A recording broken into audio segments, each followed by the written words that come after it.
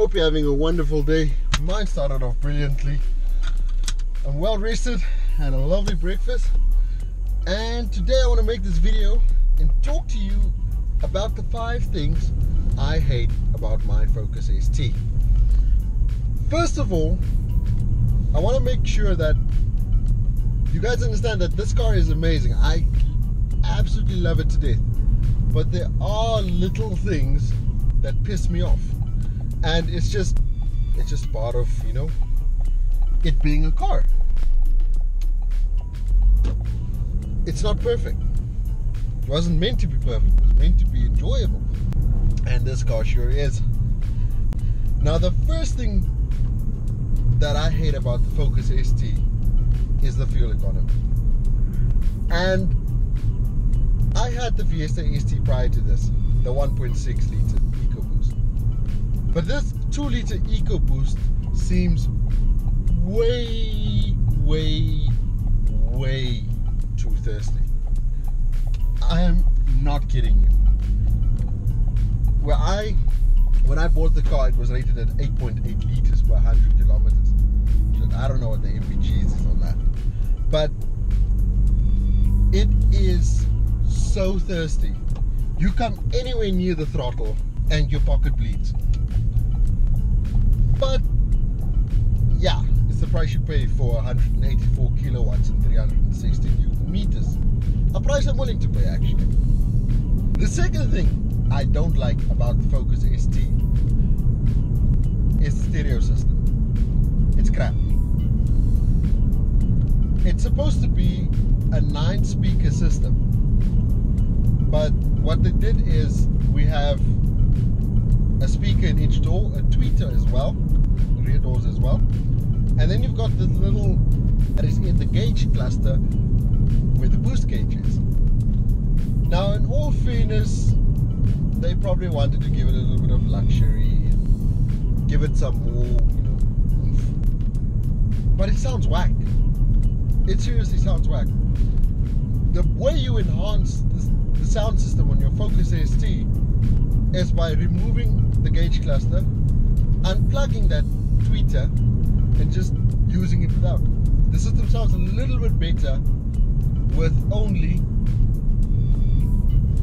Oh, this guy nearly cut me off. Thank you. Okay. It sounds a lot better with just the 8 speakers and not the 9. Focus ST top tip: unplug that tweeter. University of Namibia. Nice. Cool. The third thing I don't like about the Focus ST is the EDM spec. This car was built in Germany, shipped from Germany to South Africa. From South Africa it was brought into Namibia, and hence I have a Focus ST. The problem is this is a fully loaded ST3, so it's got all the bells and whistles that you could possibly want, except a few. The primary one being no backup camera. It doesn't even have a parking sensor option. You can't order the car that way. Now, this car is pretty huge, right? It's long, it's wide. I love it, don't get me wrong. But when you're trying to park in a car park or where it's very tight, you constantly have to open your door and peel out the side just so that, you know, you don't run into any curbs or anything like that. It being so low doesn't help as well. So it would have been nice if we could have had a backup camera, parking sensors as well. Also, this car is sold with Sync 2. It's not sold with Sync 3. So, I mean, if you buy a pickup truck like the Ford Ranger, you get Sync 3. This car, you don't. You just kind of have to deal with Sync 2. Which is not a bad thing. It's way better than Sync 1, which I had in the Fiesta ST.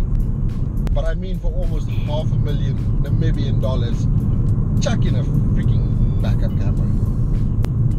The fourth thing I do not like about my Focus ST is the traction control system.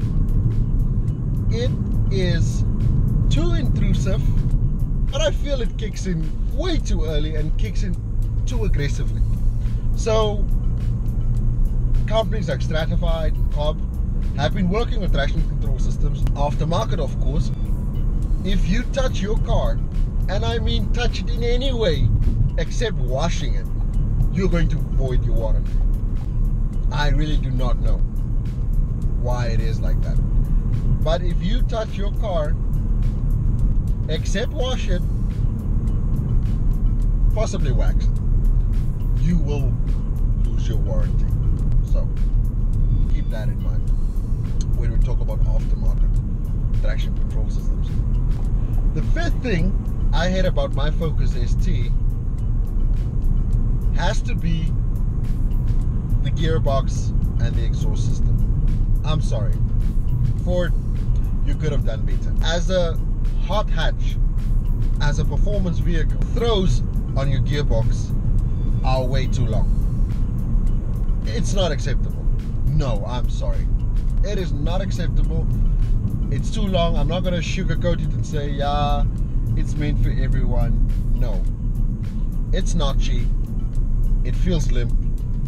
And I don't like the feel of the gearbox. The other thing is the exhaust system. It's too quiet. It sounds like a 320i, if I'm brutally honest.